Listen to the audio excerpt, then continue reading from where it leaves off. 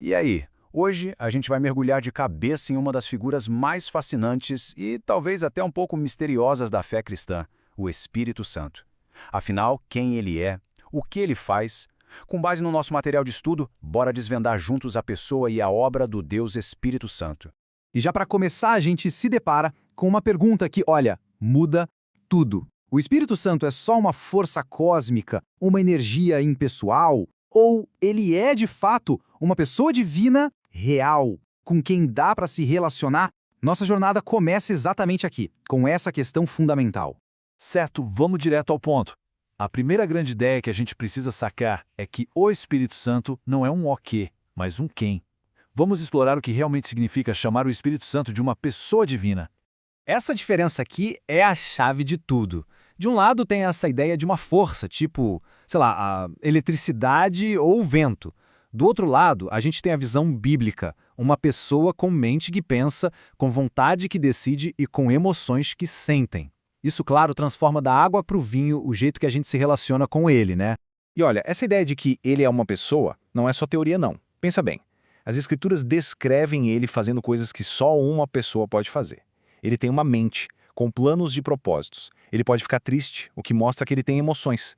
Ele ensina, guia, distribui dons do jeito que ele quer e até chama pessoas para missões específicas. Isso não é coisa de uma força impessoal, mas sim de um ser pessoal e cheio de intenção.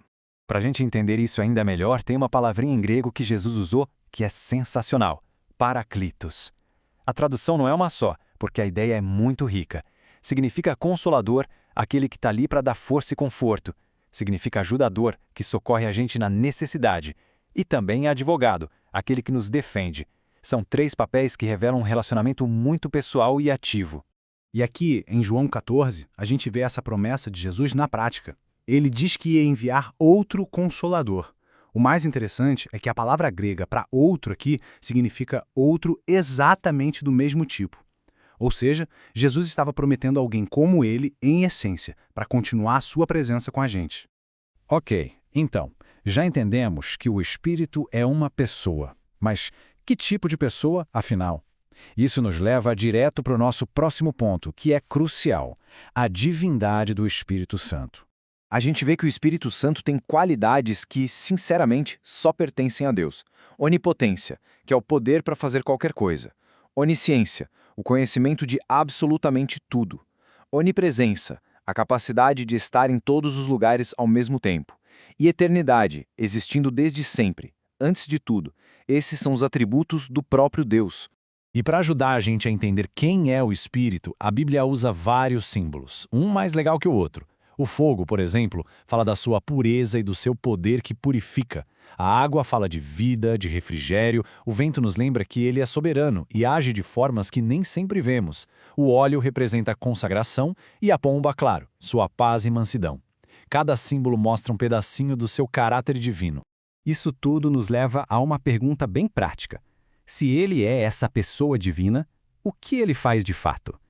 Vamos dar uma olhada agora nas suas obras que estão, assim, no coração da história da fé. E o mais incrível é que ele está envolvido em coisas que, sério, só Deus poderia fazer. Primeiro, na encarnação, sendo agente direto na concepção de Jesus. Segundo, na ressurreição, como o poder que trouxe Cristo de volta da morte. E terceiro, na santificação, que é essa obra contínua de transformar a gente. A divindade dele é vista no que ele faz. Tá, mas e aí? O que toda essa teologia significa para a nossa vida, para o nosso dia a dia? Como isso sai do papel e vira realidade? É exatamente isso que a gente vai ver agora, o que significa viver sob a direção do Espírito. Para entender isso, tem um conceito fundamental que é a santificação. E olha, ela tem tipo duas partes. Pensa como nascer e depois crescer. A santificação posicional é o que acontece na hora que alguém crê. É uma nova identidade, um recomeço. Já a santificação progressiva é o processo da vida toda, onde o nosso caráter vai sendo moldado para se parecer com o de Cristo. E as duas são obras do Espírito em nós. Então, no fim das contas, a grande sacada é essa. O Espírito Santo não é só uma doutrina num livro empoeirado, sabe? Ele é uma presença real, viva, pessoal e ativa que mora em cada crente para guiar, para transformar e para dar força para a missão. E para fechar com chave de ouro, a verdade prática da lição que a gente está usando como base resume tudo de um jeito perfeito. O Espírito Santo é a terceira pessoa da Trindade, plenamente divino, e atua como consolador, ensinador e santificador da Igreja. Simples e direto. Isso tudo deixa a gente com uma pergunta final, né? Uma reflexão para levar para a vida. Se o Espírito é, de verdade, uma pessoa divina morando dentro da gente, como é que essa realidade muda o jeito que a gente encara os desafios e as alegrias de cada dia? Fica aí a reflexão. Obrigado pela companhia nesta análise.